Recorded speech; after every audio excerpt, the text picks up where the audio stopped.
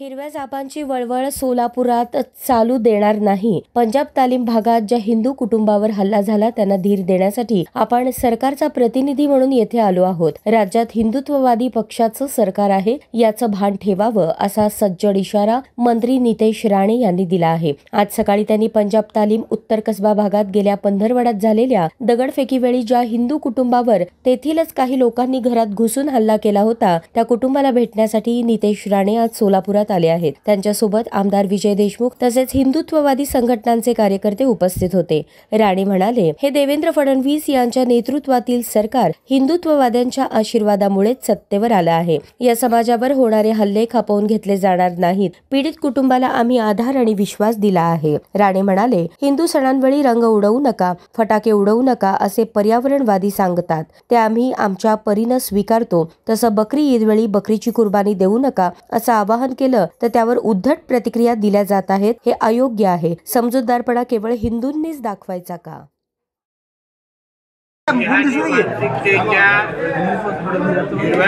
गंजनीचा रोग झालेला आहे. ते कदाचित विसरतायत की राज्यामध्ये हिंदुत्ववादी विचाराचं सरकार आहे. एक गडवट हिंदुत्ववादी म्हणून मुख्यमंत्री म्हणून आमचे आदरणीय फडणवीस साहेब खुर्चीवर बसलेले आहेत. काही हिंदू समाजाच्या लोकांना, कुटुंबांना व्यवसायाच्या नावाने अन्य कारणांमुळे त्रास देण्याचे काही घटना या आपल्या या भागामध्ये घडल्या. त्या पीडित कुटुंबांना मी आता भेटायला आलेलो होतो. त्यांना विश्वास देण्यासाठी आलो होतो की हे हिंदुत्ववादी विचाराचं सरकार आहे. या हिरव्या सापांची वळवळ पाकिस्तानमध्ये चालणार, आमच्या हिंदू राष्ट्रामध्ये चालणार नाही. आणि म्हणून हे सरकार त्यांच्या बरोबर आहे, त्यांना ताकद देण्यासाठी आहे. आज आम्ही हिंदू समाजानेच आम्हाला आशीर्वाद देऊन आम्हाला सरकारमध्ये बसवलेलं आहे.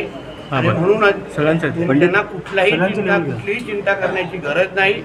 आज जसं सरकारमधला मंत्री म्हणून मी त्यांना विश्वास देण्यासाठी आलेलो आहे, तसंच आमचं देवाभाऊचं सरकार हे पूर्ण ताकदीने या भागातल्या हिंदू समाजाच्या बरोबर उभा आहे हा संदेश देण्यासाठी मी आलो.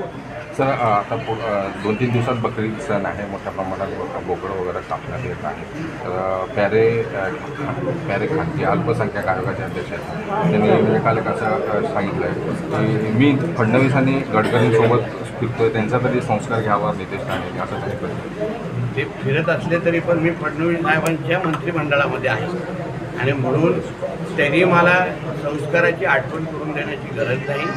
फक्त त्यांनी त्यांच्या मुस्लिम समाजामध्ये थोडं मार्गदर्शन आणि प्रबोधन केलं की जसं हिंदू समाज पुढाकार घेऊन जेव्हा कुठलाही प्राणीप्रेमी असो, कोणीही पर्यावरणवादी असो, ते जेव्हा आमच्या सणासुदीच्या वेळी काही मार्गदर्शन करतात, सूचना देतात की बाबा पर्यावरणपूरक होळी खेळा एक, किंवा पर्यावरणपूरक तुम्ही दिवाळी करा, फटाके मुक्त दिवाळी करा, असे असंख्य सूचना आणि सल्ले फुकटचे असतात. पण सल्ले जेव्हा आमच्या हिंदू धर्माला, समाजाला देतात हिंदू सणांच्या वेळी, तेव्हा हिंदू समाज एवढ्या पद्धतीची आरारावी आणि अशी जोर जबरदस्ती करणार नाही की हम बकरे काटेंगे.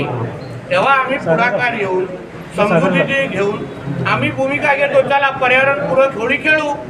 पर्यावरणाला अगर त्रास होत असेल पर्यावरणपूरक, किती आमच्या हिंदू धर्मामध्ये, संस्कृतीमध्ये त्या महत्त्व असलं तरी, त्या फटाके वाजवण्याला महत्त्व असलं तरी, आता गणेश चतुर्थीच्या वेळी अशा पद्धतीची मूर्ती बनवा, पर्यावरणपूरक विसर्जन करा, अशा असंख्य सल्ले आम्हाला मिळतात.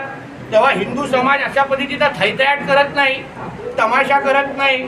जसे ह्यांचे मुल्ले मौलवी 2-3 दिवसापासून बकरी ईदमध्ये बकरे का हम कुर्बानी देंगे असे आमचे साधू संत अशा पद्धतीची जोर जबरदस्ती आणि अशा पद्धतीची अरेरावी हिंदू सणांच्या वेळी करत नाही. म्हणून हे जे कोण प्यारे खान किंवा नावाचे जे व्यक्ती आहेत त्यांनी त्यांच्या जे जबाबदार पदावर आहेत, किंबहुना त्यांच्या धर्मामधले जे काही जबाबदार मुल्ले मौलवी जे कोण असतील त्यांना त्यांच्या धर्मामध्ये एक पर्यावरणपूरक बकरी ईद साजरी करू. जे हिंदू धर्म ऐकतो ना तेव्हा आम्ही थैतयाट हिंदू धर्माचे लोक करतात का? आज अशी भूमिका अगर मांडली जात असेल की बाबा पर्यावरणपूरक बकरी ईद करा, व्हर्च्युअल बकरी कापा, तर त्याच्यामध्ये मला नाही वाटत काही चुकीचं आहे. उलट हिंदू धर्मामध्ये आज बकरीच्या निमित्ताने जो अस्वस्थपणा आलेला आहे त्या आमच्या राहत्या घराच्या परिसरामध्ये खुलेआम बकऱ्या कापल्या जाणार, त्याच्यामुळे दुर्गंधी पसरणार, म्हणून पशुला हानी होणार मोठ्या प्रमाणामध्ये. बकरे कापल्या प्राणी कापली जाणार आहे. म्हणून अशा पद्धतीची भूमिका समजूतदारपणाची या जबाबदार लोकांनी घ्यावी, जेणेकरून आम्ही हिंदू धर्माच्या वेळी जसं सणाच्या वेळी जसं ऐकलं जातं होतं, उद्या आम्ही जबरदस्ती केली तर कितीही कोणी बोललं तरी आम्ही रंगपंचमी करणारच, आम्ही फटाके वाजवणारच. अशी जोर जबरदस्ती हिंदू धर्माने केली तर चालणार का? संख्येने हिंदू धर्म फार मोठा आहे आणि आज मोरोक्को सारखा मुसलमान देश जिथे इस्लाम आहे, जिथे 99% मुसलमान राहतात, मोरोक्को, तिथे ह्या वर्षी ठरवलं गेलं आहे की आम्ही बकरीच्या वेळी बकरी कापणार नाही. हे एका इस्लाम राष्ट्राने ठरवलेलं आहे. जिथे ते 99% आहे, इथे तर मोजून 10-12% आहे. मग इथे मोरोक्को सारखी भूमिका, समजूतदारपणा तिकडच्या मुस्लिम धर्मांनी जसं घेतलेलं आहे ना, तसं भारतामधल्या मुस्लिम समाजाने घेतलं तर वाईट नाही. मोरोक्कोची थोडं शिकावं, एवढी भूमिका आमची आहे. तर शेतकऱ्यांचं नुकसान होईल. शेतीला जोडपूरक धंदा म्हणून अनेक शेतकरी बोकडाचा व्यवसाय करतात, ते तो विषय वेगळा आहे. हा आम्ही बकरी ईदचा बोलतो, आमच्या शेतकऱ्यांचा हा रेग्युलर व्यवसाय आहे तो. पण हे धर्माच्या नावाने आम्ही हे करणारच. आम्हाला हिंदू धर्माच्या वेळी सल्ले दिले जात नाही का? तेव्हा फटाके विकत नाहीत का लोक? तो व्यवसाय नाही आहे का? रंगपंचमीच्या वेळी असंख्य हिंदू समाजाचे लोक स्टॉल लावून रंग विकतात, मग त्यांच्या पोटावर लाथ मारत नाहीत का आपण? मग तेव्हा आम्हाला असे प्रश्न विचारले जात नाहीत का? कळलं ना तुम्हाला? म्हणून जो समजूतदारपणा हिंदू धर्म घेतो तोच समजूतदारपणा मुस्लिम धर्माने पण घ्यावा. एवढा सरळ सोपा विषय आहे. तर मागच्या वेळेस तुमच्यावर एक इथं भाषण केल्यामुळे गुन्हा दाखल झाला होता, त्याचं काय पुढं प्रोसिजर मी झाली? पोलिसांना विचारलं पाहिजे. जे पोलीस आदेश देतील, जे माननीय न्यायालय आदेश देतील, मी मान्य करेन, मला हरकत नाही.